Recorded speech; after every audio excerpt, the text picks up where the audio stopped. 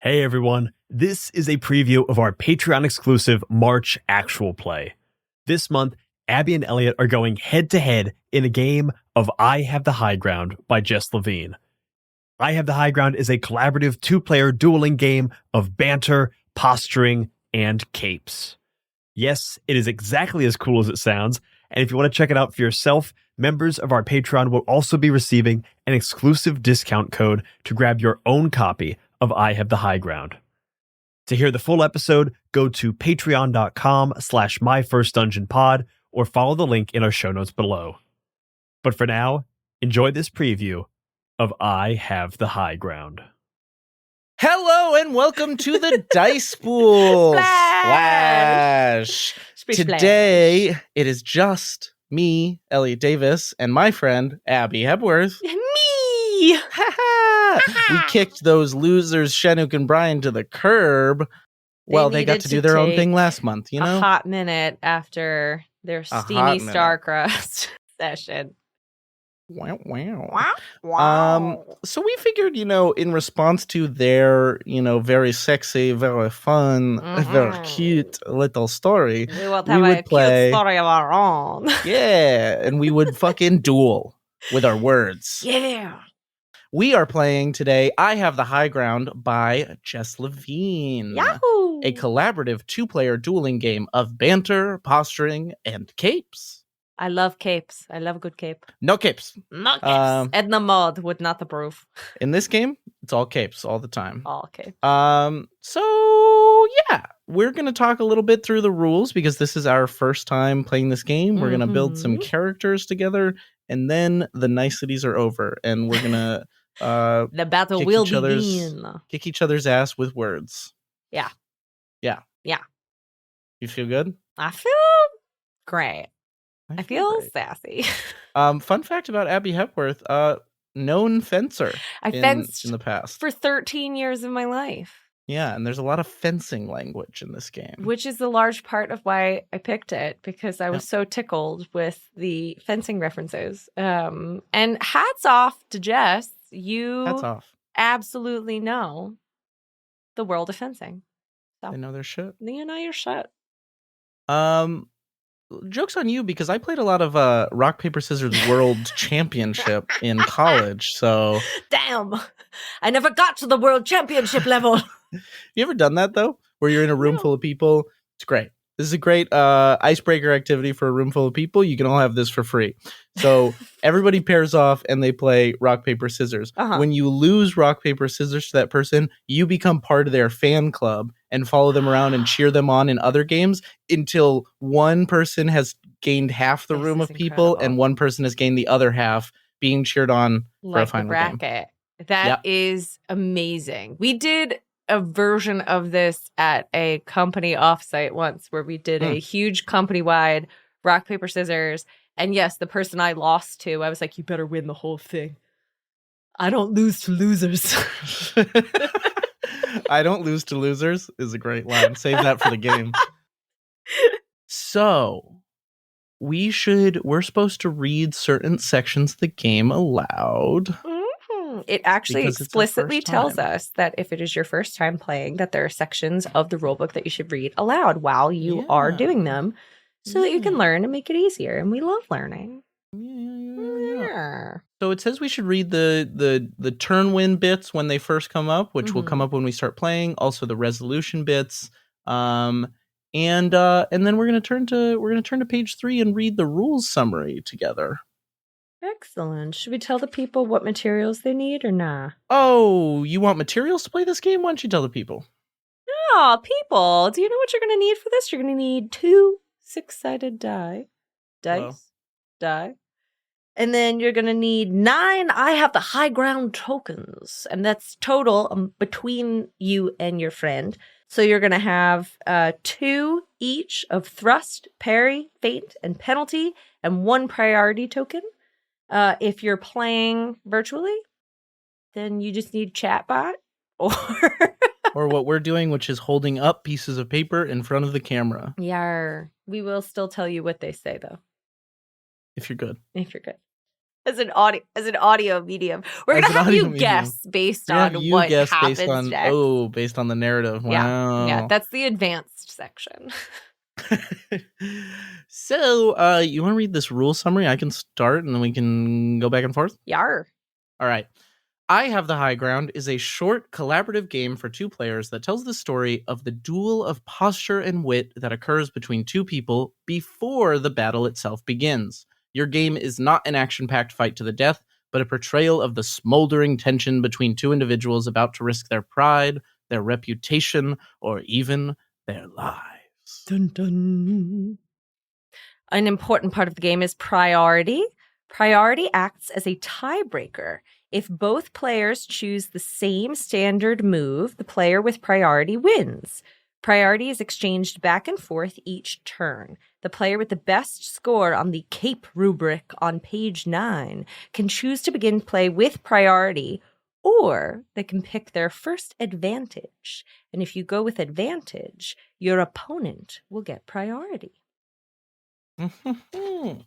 I think for priority, I'm going to have a sheet that has it written on it, and I'm just going to flip it over when I don't have it. Oh my god, Elliot, that's what I was going to do. Oh my god, we're so smart. We're so smart. You're like so smart.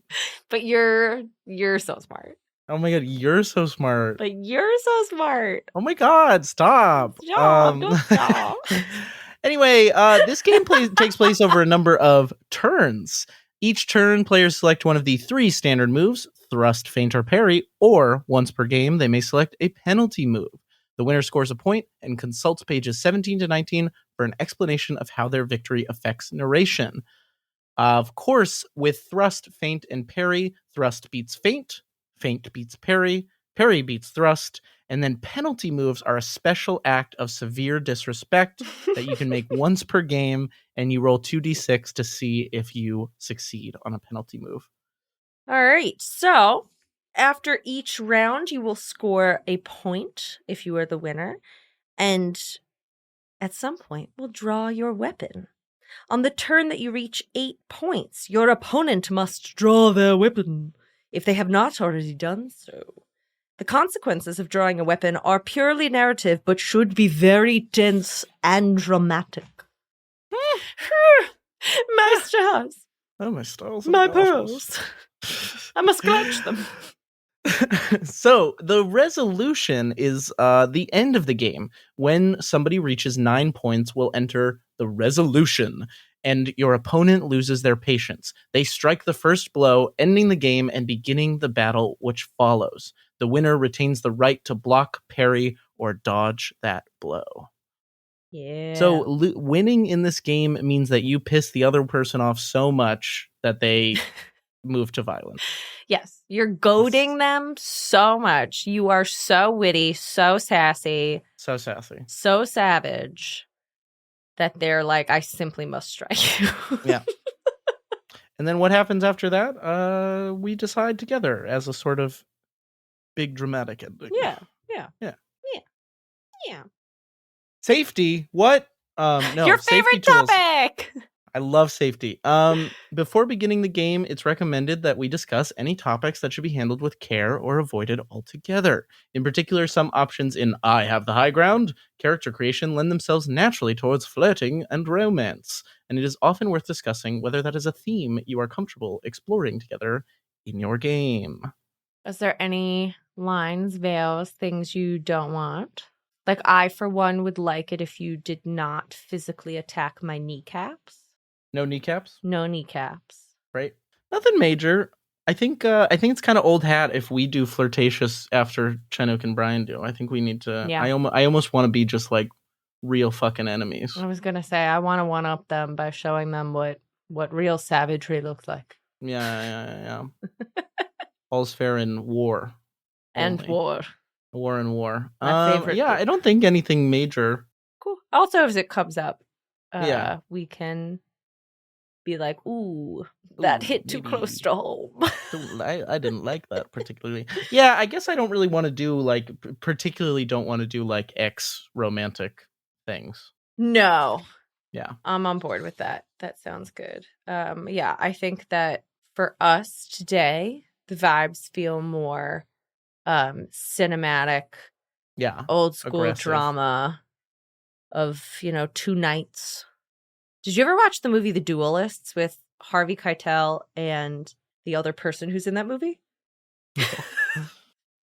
It is great. Basically, I thought you were going to say A Knight's Tale. No. It is a movie that is all about two guys and their 40-year rivalry with each other, but because of the both actual laws of, I think they're in the French military. I haven't watched it in a long time. Because of the rules of the actual military and just the social rules of the day, they keep dueling and it keeps not ending in a death, and they have to it goes on forever and ever and ever, and it's so good, and I highly recommend. I like it. Yeah. That's the vibes. I like it. We're both 80-year-old men who have hated each other for 60 years. Honestly, we both do like doing old people voices. We do like doing old people, yes. You slag. We're actually going to go lowest stake, and it's two old folks in a retirement home dueling over the last bagel or something. The last brownie. They let us have sweets once a month, and you will not take this brownie from me. This might be what we do. I don't hate it. I don't hate it. So that actually brings us to, we need to start getting into our building character creation. The setting. Yeah, the background, and then our characters. So first we need to pick. So here's my pitch. Uh-huh. I have a pitch. I like the old people pitch. It is fun. Very down for that. Mm-hmm. I have also a pitch of, because we were doing French accents before we started recording. This game just feels very French. Of course. Of two French rats in the Parisian sewers that are anthropomorphized, and maybe French Revolution. I don't know. Some year in France that's interesting. A lot of French history is both revolution and interesting. Yeah. I like it. Yeah. Let's do French rats. French rats? I was going to say we could be French rats arguing over who gets to Ratatouille the chef. That might be too specific. I want the credit. My bolognaise puts yours to shame. Okay, I like two chef rats. Two chef rats. Okay. Here's the pitch. Okay. It is post-Ratatouille. In a post-Ratatouille world. In a post-Ratatouille world where rats are now allowed to be chefs. It's a widely accepted practice. There's one opening at Remy's restaurant, and we are two chefs who both want. Who are competing. We both want it. Yeah. We both want it. Okay. I dig it. Yeah? Yeah. This is very open fun. to other thoughts also. No, this is the thought. This is the only thought. Okay, great. One thought. First thought, best thought. Well, first thought was old people duel, but first thought was actually French. First thought was actually just French. Not on mic. If there are any French listeners, I apologize in advance. Oui. And that's all for this preview of this Patreon exclusive actual play. If you like what you heard, head on over to patreon.com/myfirstdungeonpod and become a member of the Dice Pool to get the rest of this episode, a discount code for your very own copy of I Have the High Ground, and over 30 more hours of bonus content, including bonus actual plays and cast talkbacks. We'll see you there. Midnight Muscadines is a cozy, dark tabletop role-playing game where light and shadow intertwine in a fractured world. Players take on the roles of marmoteers, brave adventurers who journey into the untamed wildernite to collect the elusive Midnight Muscadines, craft magical jams, and protect the fragile light of Nim. Through collaborative storytelling and resourceful gameplay, players weave tales of courage, community, and the pursuit of balance. Will you preserve the light, uncover the truths hidden in the shadows, or reshape the balance of the world forever? Midnight Muscadines is perfect for fans of Studio Ghibli and Sea of Stars who seek to capture the magic of exploration and the heartfelt adventure in a world where small heroes make a big impact. Play Midnight Muscadines as a traditional GM'd game, GMless, or even solo.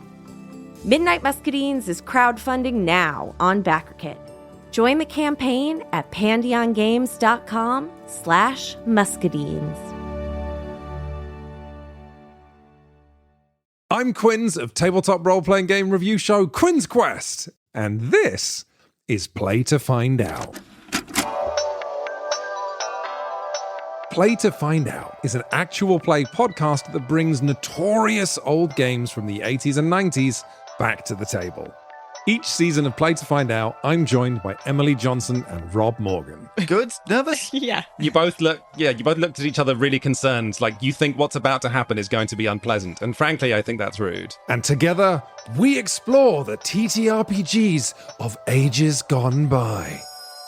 Our goal? To separate the TTRPGs that deserve to be remembered from those that maybe don't. I don't know, Emily. It was the 80s. A lot of people were on cocaine. We blow the dust from decrepit systems to learn how they work. Your 100 on the encounter table bursts out. Right, you've encountered a fog. Get ready. Don't laugh. There's one get ready for a fog. Don't laugh. Encounter their unique quirks. I do finger guns to cover up how I wince. A weird thing happens as you do finger guns. Oh no. And I'm hoping that the Quinn's Quest community will join us in exploring these games too. If you this up, cannot describe to you how much your adventure ends here. Yeah, that's fair. Because the best way to learn is to play to find out. Play to Find Out is available now on the Quinn's Quest Patreon, but the first episode of each series streams for free on the Quinn's Quest YouTube channel and wherever you get your podcasts. Anyway, you failed the Earth roll, and you made jokes while I was doing my exposition, so you don't get to hear any more. Oh no! Come on! I was shook as